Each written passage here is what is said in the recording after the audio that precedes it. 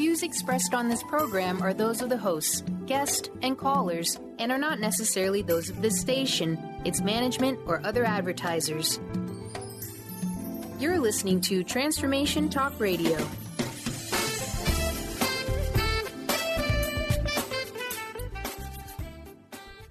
Hi, welcome. This is Dr. John DeMartini. This is one of the most amazing and inspiring shows that you can listen into. If you want to be on the edge of your seats, if you want to open up your heart, if you want to expand your mind, and you want to meet incredible people, stay tuned because you're just about to experience a transformative radio show that will change your life. And you're listening to the Dr. Pat Show that's coming up right next.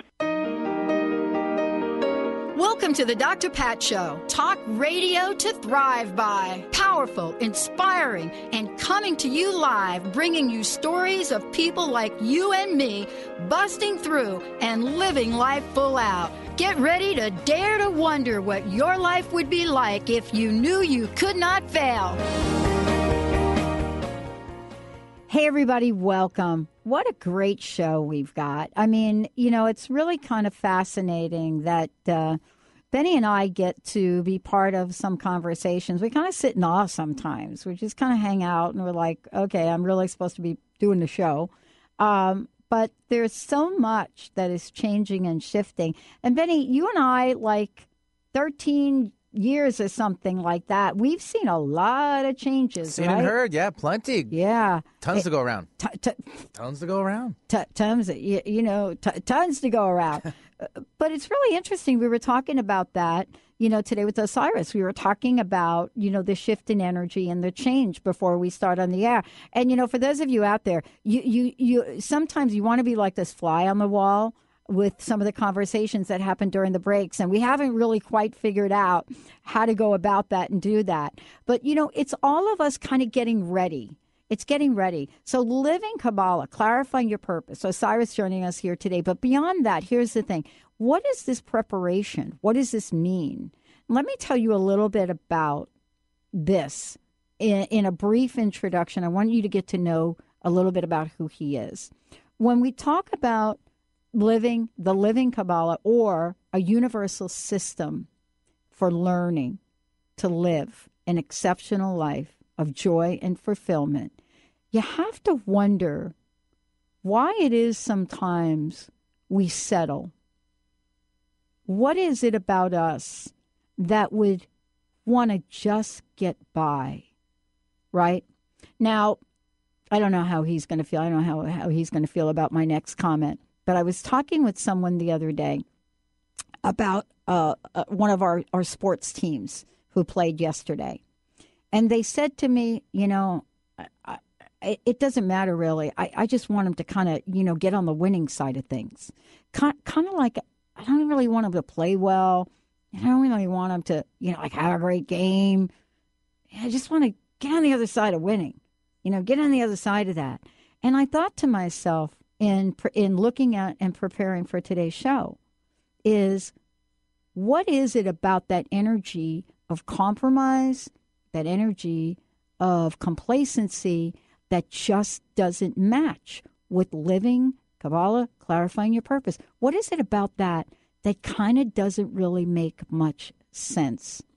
Today, for those of you out there, I know that this is an important show because it's so painful. It's so very painful sometimes to be in a place of stuckness, to be in a place of not being able to move forward. Today, you're going to hear about concepts for relationships that will help you. There's a countdown. Cyrus is going to do it. And this is one of the most important conversations I've had, you know, about how to live a life of fulfillment, because it is practical and yet it's expansive. Osiris, welcome to the show. Before we jump into this, thank you for being here. What do you think about that comment about my friend that was just like, I just hope they squeak by? Yeah, that sounds is that weird? No, it sounds like someone who has had some disappointment in life and is preparing for future disappointment in the best way they know how. Oh. I want to talk about you for a little bit, and I didn't give a long introduction on purpose because I wanted to ask you to talk about this topic of relationships today and what it has come to mean to you. We sometimes think we're living in a high-tech world, relationships are a thing of the past, and we don't really need to have them. But this is a broader conversation, isn't it? Most definitely. Relationships are virtually how we define reality. We look at all the things outside of us, and that's a relationship. It can be with people, it can be with belief systems, with political systems, with our work, our church, our whatever is outside of us that makes up and fills up our time becomes a series of relationships. Everything. I mean, every time we look outside, every time we kind of compare, ourselves, and we sometimes think, oh, I don't compare myself, but we kind of do in a way, right? I mean, how often have you gone to a grocery store, even if it's an organic grocery store, and you have two tomatoes side by side, right? You just don't randomly stick your hand in and take the tomato out. We're always looking. We kind of have that ingrained in us in some interesting way. Yes, it's pretty clear, especially humans. There's probably some animals out there that are exceptional at this too, but we like to make patterns, right? We like to see what's like and what's different. In fact, science has proven that most of what we experience as reality is actually an illusion that we've built up in our minds based on what we've already seen. So we walk into a room that we've already seen before, and the image of that room is what we're actually seeing. And the only thing we're noticing are the differences or the changes. So when you look at a bunch of tomatoes, what you're seeing is what's the difference? What's the tomato that has something different about it than everything else? And the rest we're not actually seeing. I know. How does it feel being you? I like that. Benny's like, oh, here she goes. Here she goes. What I mean by that, Osiris, I mean, it's kind of like, wait a minute, spiritual guide, healer, Reiki master, Kabbalah instructor, certified mystery school. I mean, I'm looking at you and I'm thinking to myself, this is a powerful presence. You have said yes to a purpose greater than yourself. And I wonder, did you know what that purpose was when you did that? Or did you have to take a few steps? Last time I was here, we got to talk about that a bit. Yep. But my sense of purpose actually came at a very young age when I was about 6 years old in church. And not to tell the whole story again, but just I was very fortunate to have a strong sense of purpose early on. And that purpose was to master this life and myself, and then be able to help other people do that for themselves. So not this sense that I was somehow special or different, but that the idea early on at 6 that all of us could do that it wasn't something only a few select people do. It's something we all had the ability to do, but I also was aware that it wasn't easy. It wasn't something, otherwise we'd all have done it already. Don't you think? I knew it was not an easy task, but I knew it was going to be rewarding and worth the effort, because I saw as a part of the vision the group of people walking with me in this beautiful way of living a life of purpose. Now, we're gonna go through the concepts for relationships right here, and we're going to go through them all at once, and then you're going to take us on a journey. Yes, with them. Let's do it. What's the countdown? So these are 10 Kabbalistic concepts for relationships, and let's count them down. Starting from number 10. To truly know another person, I must first know myself. Number 9, I can reveal the hidden parts of me and I can heal myself. Number 8, my mind can be organized and clarified with simple everyday actions. Number 7, the true emotions come from and are experienced in this moment.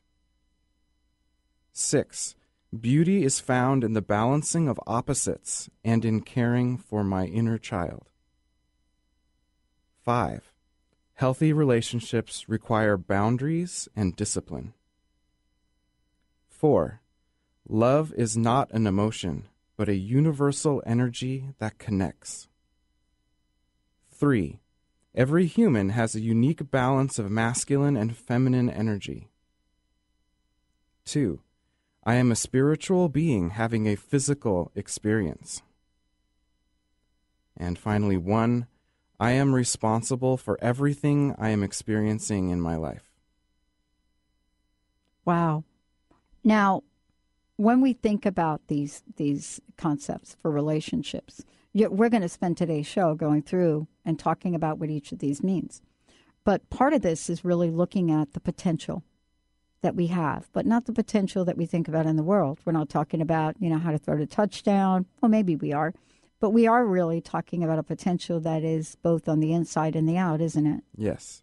And in order to enjoy the outer, which we often in Kabbalah call fruits, we have to tend to the tree that bears those fruits. And it often helps to go to the roots. And we're going to go to the roots today. Yes. That's what I'm talking about.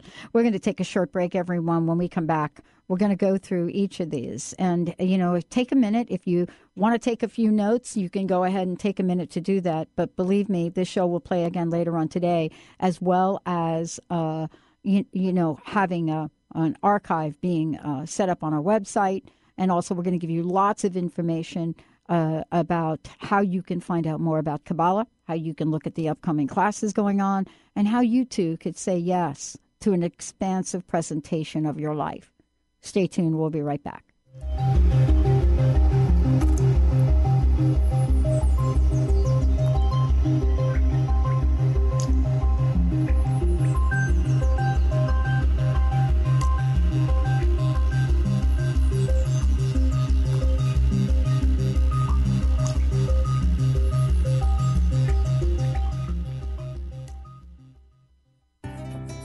What does it mean to be healthy? For each of us, it means something a little different. Discover the art of herbal medicine, a natural way to help our bodies respond better to the modern-day stress and toxicity of our everyday lives. Using organic herbs from around the world, the skilled herbalists at Urban Wellness in Kirkland can help you choose the herbs that are right for your body. Find your herbal solutions for common health issues at urbanwellness.com. That's HERBAN wellness.com. Put a little woohoo in your life with Keys. Keys Clear Protein Waters have 22 grams of smile-making, attitude-adjusting protein in every bottle. Did I mention its tongue-tingling taste? Not just another guilty pleasure. With Keys, you'll enjoy every low-sugar sip and freedom from gluten, lactose, and GMOs. Who needs the fountain of youth when you can find Keys on Amazon or at Keys, Kees, please.com. Put a little woohoo in your attitude with Keys Protein Water. Are you ready for a radical shift in your way of being? Are you seeking a more deeply connected and fulfilling life? Awakened Living Radio is a show dedicated to helping you embrace a life filled with profound peace, connection, and happiness. TJ Woodward is passionate about helping you find your clarity, balance, and purpose. Join co-host TJ Woodward and Dr. Pat Basili on the first Monday of every month at 11 a.m. Pacific Time for Awakened Living Radio on TransformationTalkRadio.com.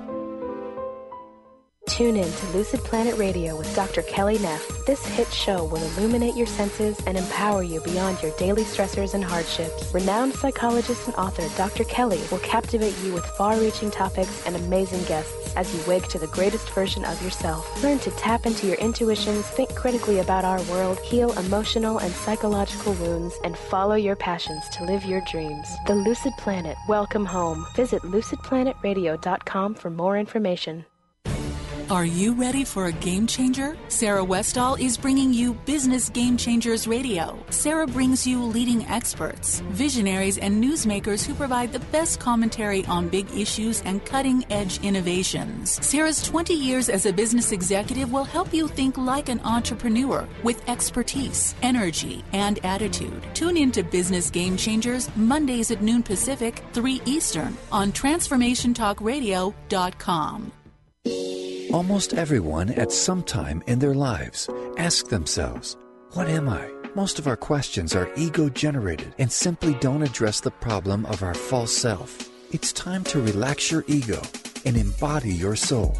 Dr. Dan Cohen, neurologist, inventor, and author, has created tools to awaken, a new way to transform from who you thought you were into what you truly are. Visit toolstoawaken.com today.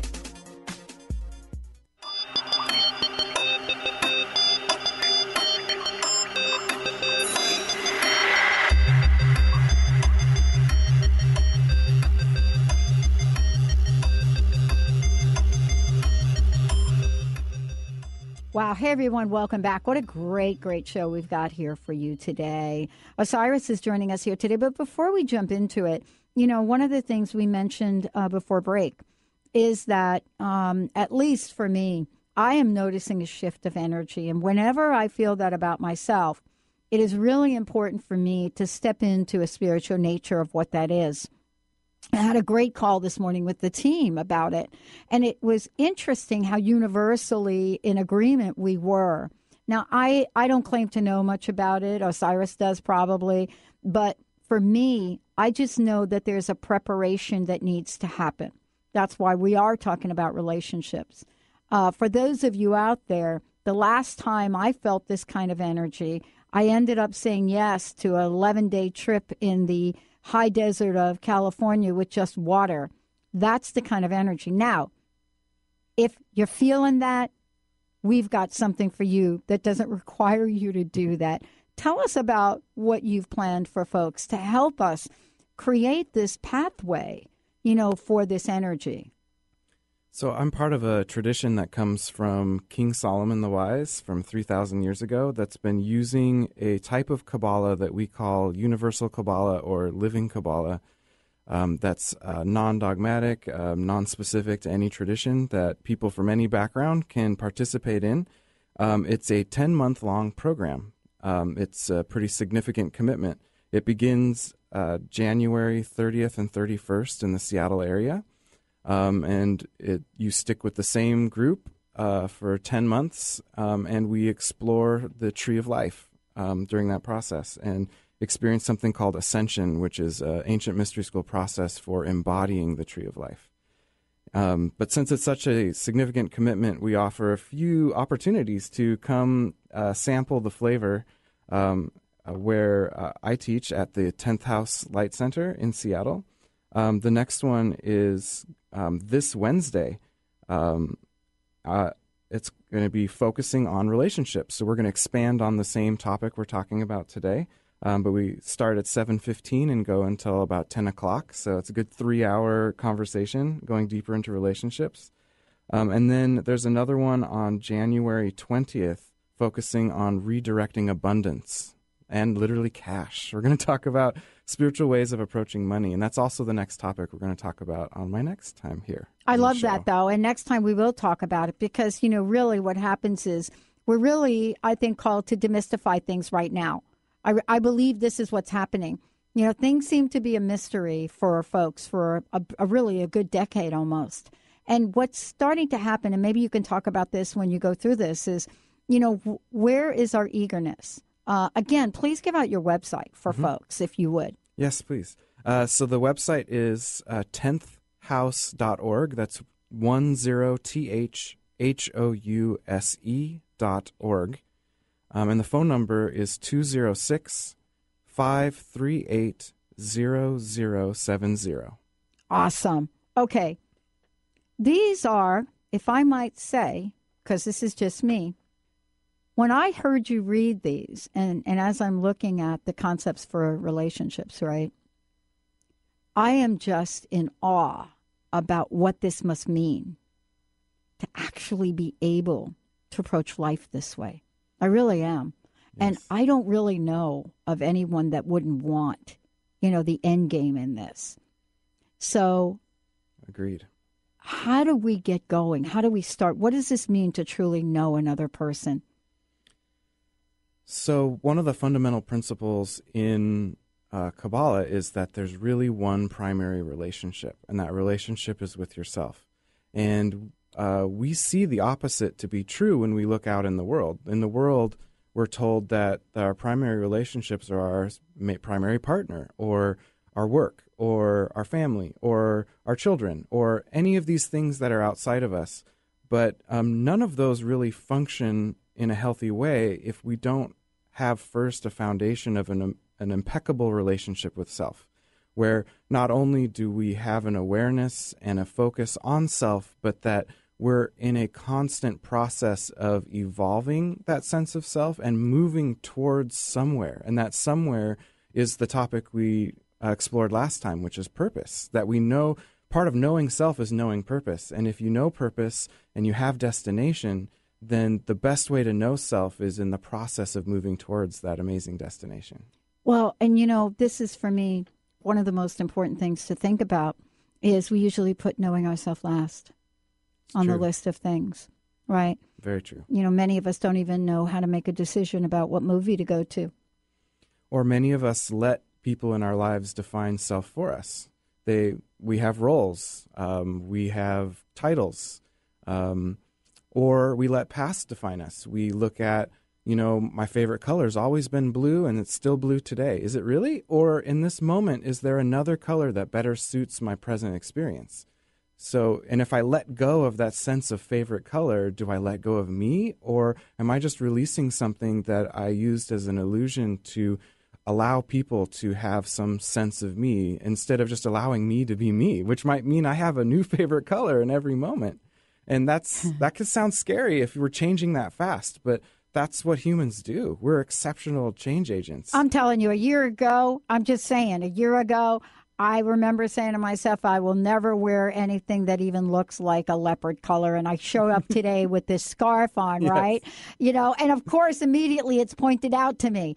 But thank you. Thank you for letting me change my point of view about that. Yes. So great. Yes. Okay. And so as we keep moving through and we look at these a little bit more closely, this next one is tough for me. Yes. I can reveal the hidden parts of me and I can heal myself.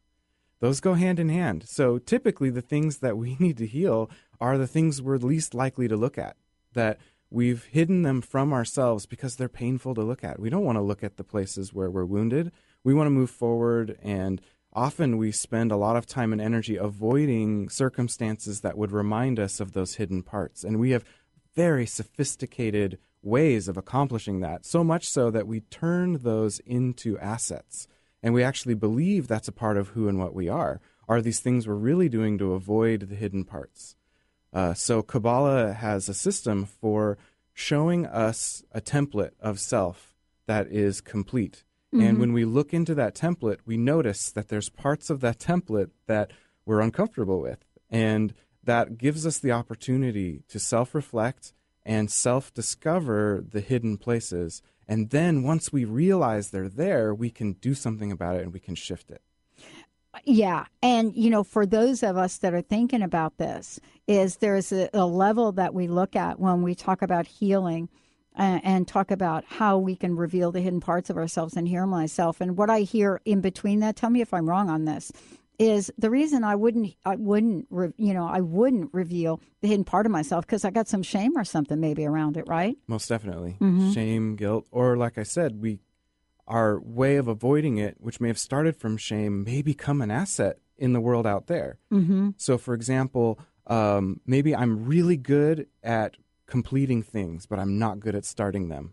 And that might be because way in the past, I started something that caused pain to me or people around me. So I decided I'm never starting anything again. I'm going to let other people start things, and I'm going to be amazing at finishing them. So I'll surround myself with great starters who don't know how to finish things, and I will be a finisher. And that gives me place and what I think of as purpose in my life. But really what I'm doing is I'm avoiding the part of me that can start amazing things.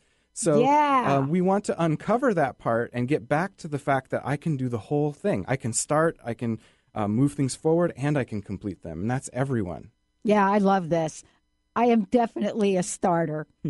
I will cook the food. Linda, you can do the dishes. Okay, this next one. We're living in a world right now that says it is more difficult than ever for any of us to put a string of thoughts together in a cohesive way, given information and so forth.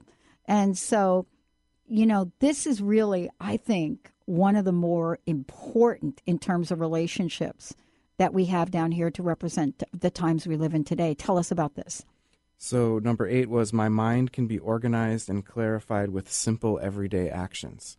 So immediately what we're saying here is that minds can be very chaotic, and they often are. I mean, we are, just like you said, bombarded by a huge amounts of information every day, and not just random information. A lot of it is targeted communication designed to make us act a certain way. Marketing, advertising, trying to tell us to be a certain person, spend our money, spend our time, apply our attention in different ways. And all of that coming in at such a breakneck speed and at such a high volume, it's hard to discern what is the me in that and where is me beyond all of this. And we spend a lot of our energy trying to sort and categorize and understand what's coming in, and we get overwhelmed and we don't accomplish that. And what we do is we pick and choose the few things we think we know. And again, those usually fall into those systems, those sophisticated systems that we've built. So we decide these things I'm comfortable with, these other things I'm not, and I dump them. I dump them into my subconscious, and I create this vast reservoir of chaotic, unknown, unuseful information that builds and builds and builds. And it becomes this big monkey on your back that we're not designed to exist that way. So it tries to come out.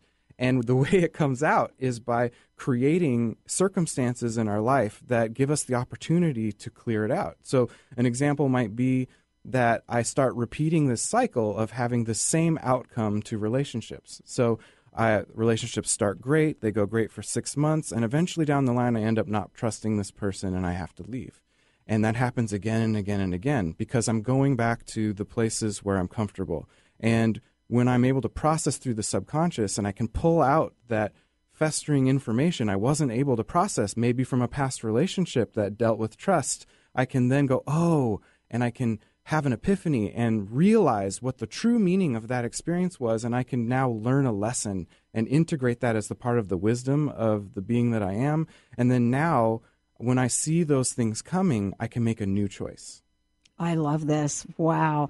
You know, the word that came to mind with the repetitive nature of what you're talking about, chaos. Yeah. That was the word that came to mind. We're going to take a short break. When we come back, we're going to be talking about these amazing concepts for relationships. And for those of you, remember, you can always get this show later on today.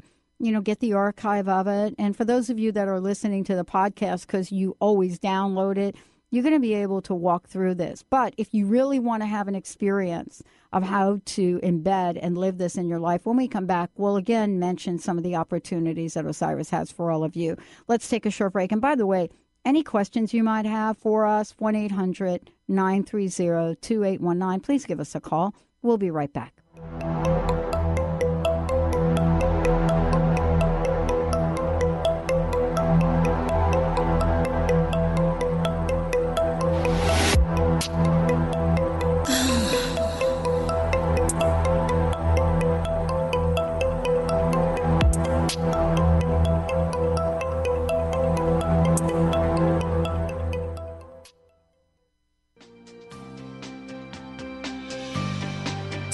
To Sheer Alchemy with Leslie Fontaine on TransformationTalkRadio.com and get ready to stir up your passions, identify your blocks, and shift into an entirely new existence. Leslie Fontaine is a transformation catalyst and clairvoyant who uses her intuitive and energetic gifts to catapult listeners into living the life they were born to live. Whether it's shifting from scarcity to abundance, from emotional pain into joy, or from illness into health, Leslie will help you step into the true essence and power of all that you are with the help of the Ascended Masters and Archangels. You will not be the same. Visit TransformationTalkRadio.com for show dates and times and LeslieFontaine.com to say yes to explosive abundance.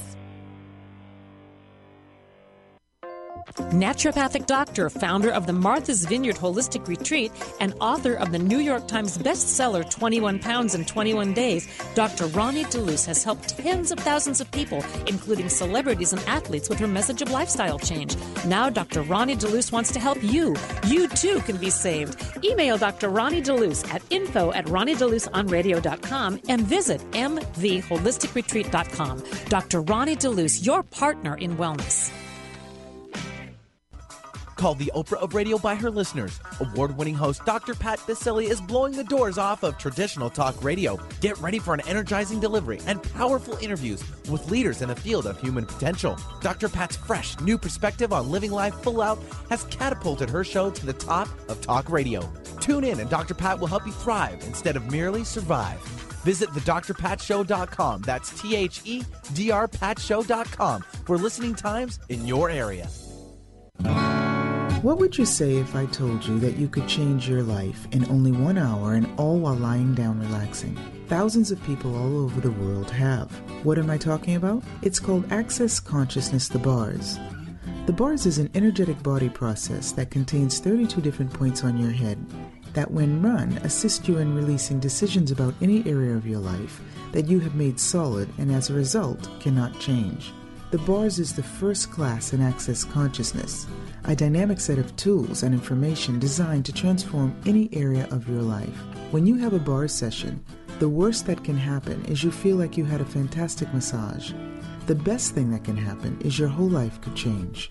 Go to accessconsciousness.com today to find a facilitator to schedule a private session or to find a bars class in your area. Are you willing to give yourself an hour to change your life?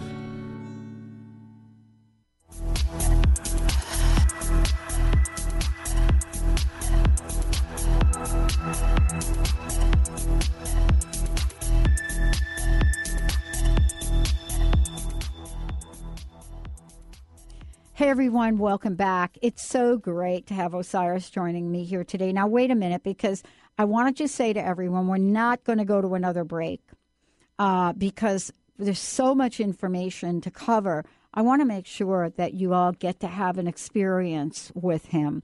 And this is just one way that you can spend time understanding these ideas, but also understanding how to create the life you want. Would you, Osiris, but can you please give out the website and phone number again? Yes.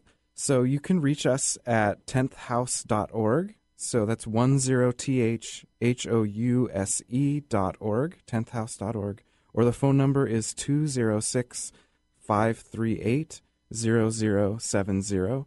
And I just wanted to specifically mention that we have a free event about this topic this Wednesday evening at the 10th House Light Center, and we'd love to have you here. I love it. One of the things that's so important is we get to take the journey.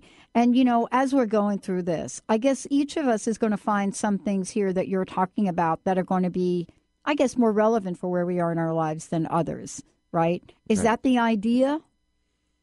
I think that the relevance depends on how much work you've done on the previous aspects. That's why this is a countdown. So yeah, I love it. As we go further down the countdown, some of these ideas may become a little more challenging, and they may not. I mean, we've all done different work, and we've all had different lives, and there's many ways to accomplish the same task. Kabbalah is not the only way to do it, but it is a wonderful system that has got nice flow and what we call progression, where you start at a place and then you move in a direction towards an outcome that has been accomplished by people from all over the world for thousands of years.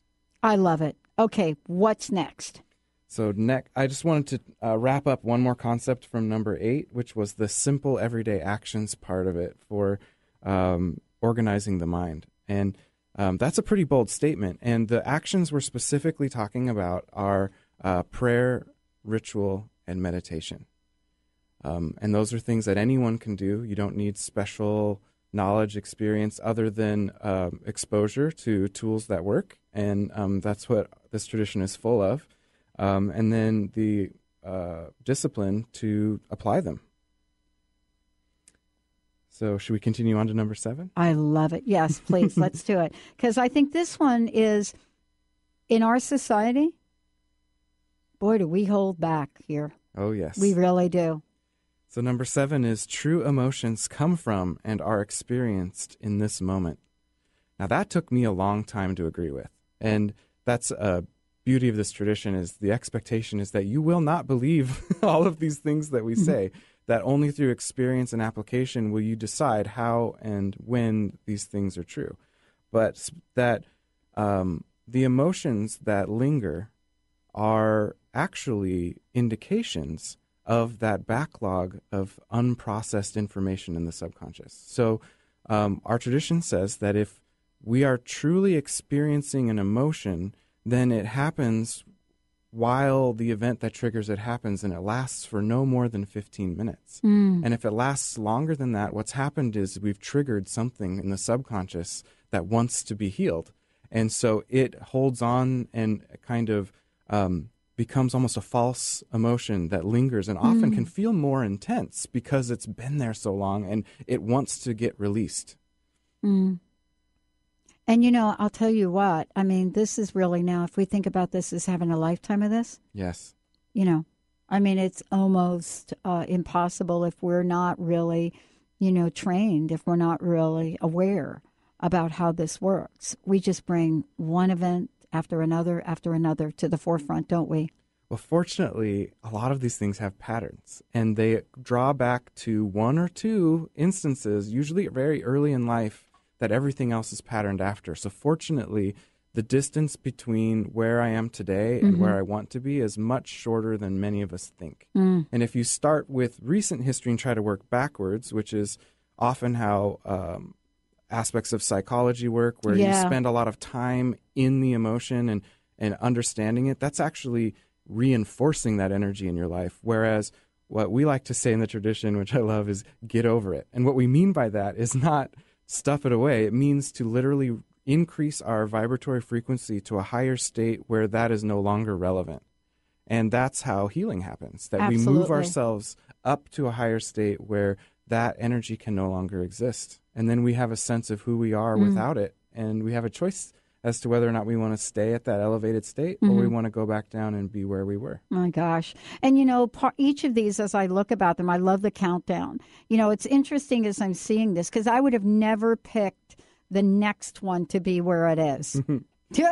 Yes. One of my favorite topics of Kabbalah is how beauty is defined in Kabbalah. So beauty is found in the balancing of opposites and in caring for my inner child. So beauty, we often think of beauty as being an outward expression. We often even assign it to feminine principles, feminine aspects. But in Kabbalah, beauty is found in the center of everything. It's from the center, you have a perspective on everything. You can see how all things fit together. So only in the center do you actually know the beauty of the whole.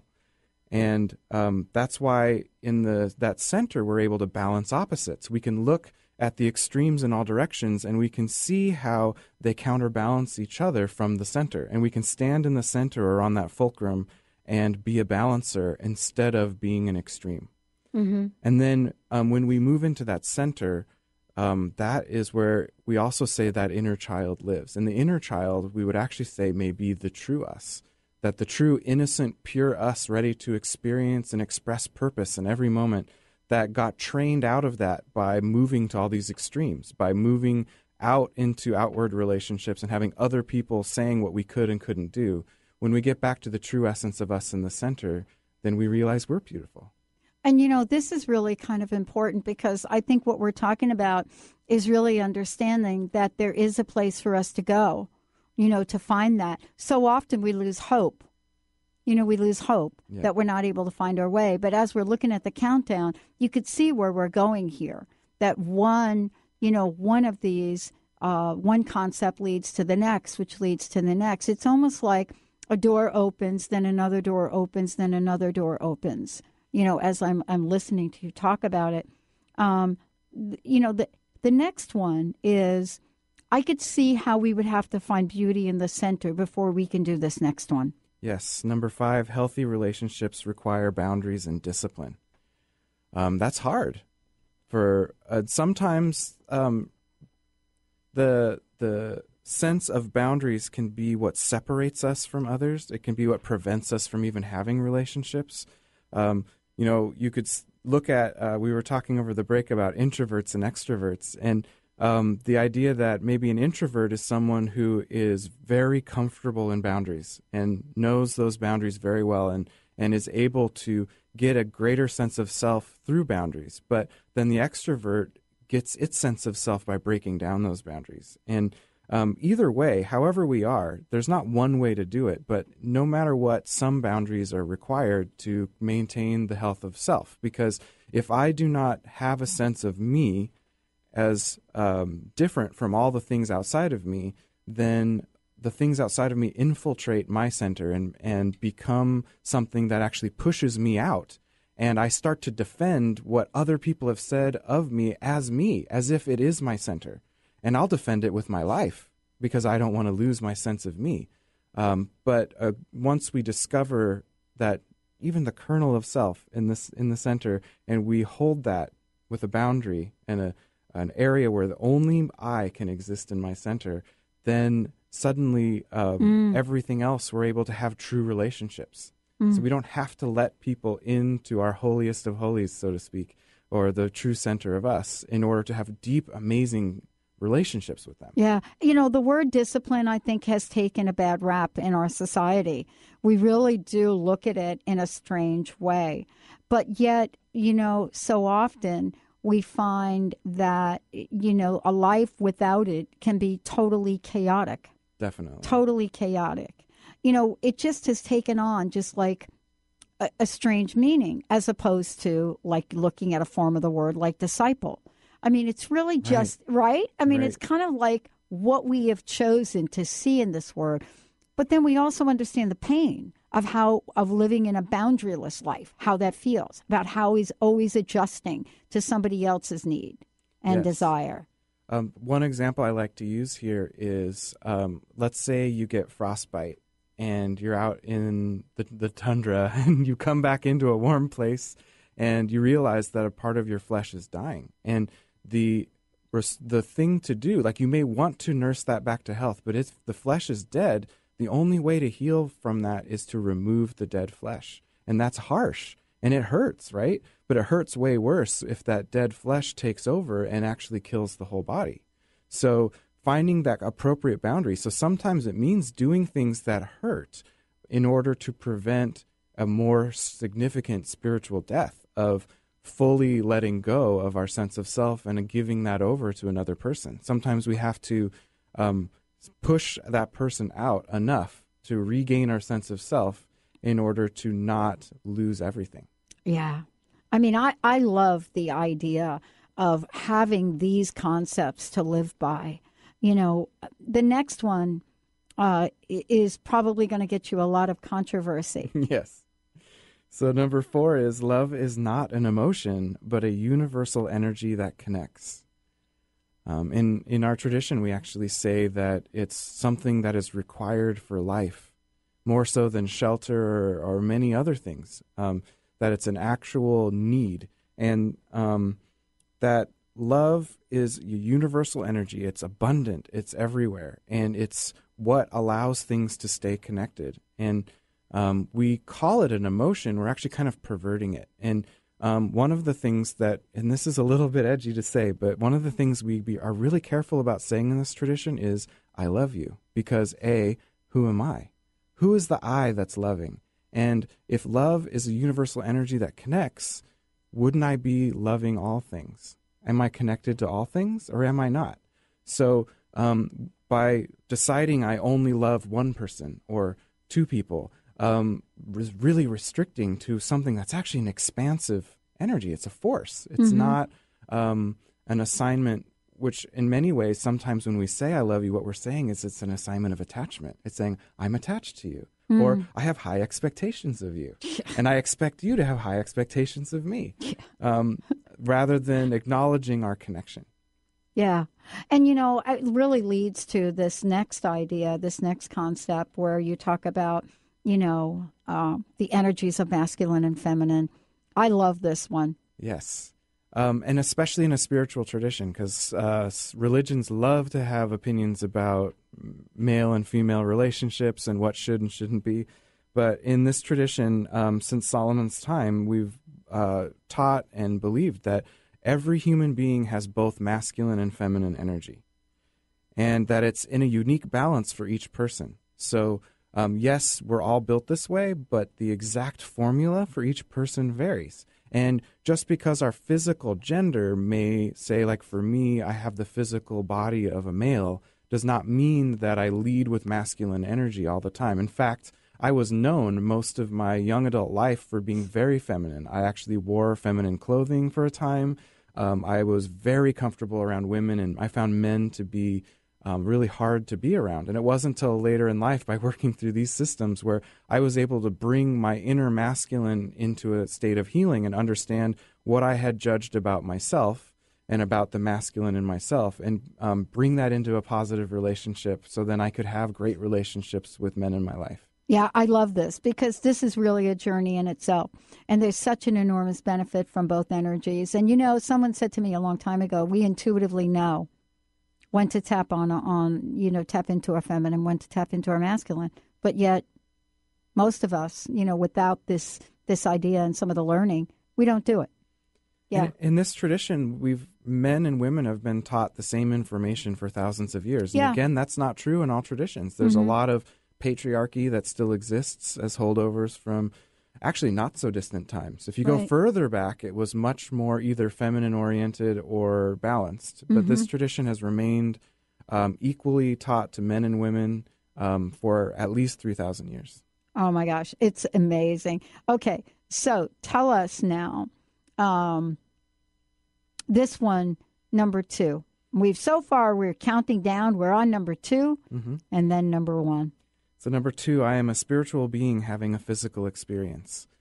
So it's kind of flipping the script. Most of us see ourselves as this body. I am a physical being, and I have spiritual experiences.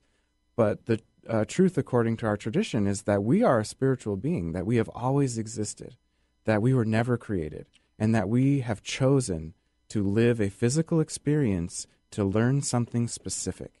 And that's what we're here to do. So part of learning that thing, whatever that thing is, and it's not the same for all of us, involves a lot of risk and trial and error and failure before we succeed. And that's part of having a physical experience, to know how matter responds to spiritual energy flowing through us. It's a whole different perspective if you see yourself as a spiritual being. Yes. There's a difference between our guidance systems. Yes. Right? Yes. And if we see this physical life for being an amazing opportunity to learn something tangible by a much less tangible being, at least in the sense of physically tangible, then it kind of puts a different spin on it. And that we've got this amazing rental vehicle that has an expiration date that we don't know what that expiration date is, but until that comes, we get to move around in this world of matter, and we can pick up things and move them around and create things out of nothing or destroy things with these hands. And that's an amazing benefit of being a physical being. And all of the non-physical beings of this universe are jealous that we have this amazing opportunity to be physical and spiritual at the same time. Yeah. I mean, I can almost imagine how this actually clicks now when we get to this point. Okay, we're finally at now. And, it is amazing to see how each of these, as I'm listening to you, how each of these has led us to this point. So number 1 is I am responsible for everything I am experiencing in my life. And this is actually the great filter of Kabbalists, that you have to be at least willing to entertain this concept to be able to become a Kabbalist, to work with Kabbalah, to work with the Tree of Life. Things happen to us that are uncomfortable, that are traumatic, that we don't see a direct relationship to our choices and the awful things that happen to us. Yet, this tradition says that we are responsible for all of it, that on some level, in some degree, we chose to be there. That doesn't mean that all negative things in the world are part of the plan. I'm not talking about destiny here. What I'm talking about is that we have a choice of who we are and where we are in every moment. And whatever we're experiencing, we had choices that led us here. Yes, other people are also making choices around us, and some of those choices we may not like, but we chose to be around those people and to be associated with those choices. Well, I mean, one of the things that we're talking about, and again, each of these has meaning. I would love, if you don't mind, I'd love for you to go back to 10, and in these last minutes we have, just go back and review them again, because I think for folks listening to the show, they feel so absolutely opening, inviting, right? I'd love to. Thank you. So starting at 10, to truly know another person, I must first know myself. 9, I can reveal the hidden parts of me, and I can heal myself. 8, my mind can be organized and clarified with simple everyday actions. 7, true emotions come from and are experienced in this moment. 6, beauty is found in the balancing of opposites and in caring for my inner child. 5, healthy relationships require boundaries and discipline. 4, love is not an emotion, but a universal energy that connects. 3, every human has a unique balance of masculine and feminine energy. 2, I am a spiritual being having a physical experience. And 1, I am responsible for everything I am experiencing in my life. You know, one of the things that I was reading here as well, and thank you so much for this, is we started to talk about, the Living Kabbalah provides a deep understanding and personal experience of these countdown of concepts. Yes. Okay. And the countdown of concepts then unlocks the potential. Yes. And you go on to say, of your own divine nature to know and accomplish your unique purpose in life. Yes. This is really a stuck point for people. It really is. Yes. And we wonder, and we keep trying. But after now you speaking and sharing this with us, even if we try the first one, to truly know another person, I must first know myself, something shifts and changes within us, doesn't it? Yes. There's a reason why over the threshold of all of the ancient mystery schools are the words, know thyself. Well, I want to thank you for today. And again, many ways people can find out more about the classes that you offer. Would you take a minute and give out your phone number again? Yes. Give out the website, and then I would love to ask you to just give us your personal message, what you'd like to leave us with. And thank you, Osiris, for today. What a great show! Yeah, thank you very much. If you'd like to have a conversation with me or with the team at the 10th House, you can contact us via our website at 10thhouse.org, 10thouse.org. You can call us at 206-538-0070. You can even find us on Facebook at facebook.com/10thhouse, 10thouse. Personal message. What would you like to leave us with? So the main concept here is that there are two main relationships. There's your relationship with self and your relationship with everything else. And if we can make the shift to the relationship with self being the primary relationship, then all of our other relationships are improved. And I wish this for myself and for everyone listening, and I hope to continue to be a part of the unfolding of this amazing human experience. And for those of you, if you want to spend more time and really understand how to clarify purpose and live life in this way, you certainly can sign up for the classes that are available and the many, many openings and invitations that Osiris has created for all of you. Thank you for today's show. Thank you so much. For those of you that have missed any part of this, please go to thedrpatshow.com, or you can go to transformationtalkradio.com. And for those of you that are listening and saying, well, I don't do it that way, I just get it on Spreaker or iHeart or iTunes, we appreciate and love that you connect and support us. Thank you so much. We'll see you next time, Benny. Have a great day yourself. Thanks, Pat. You too. All of you out there, remember today you've heard some things here that will literally help you transform your lives. Say yes, and let's do it together. We'll see you next time.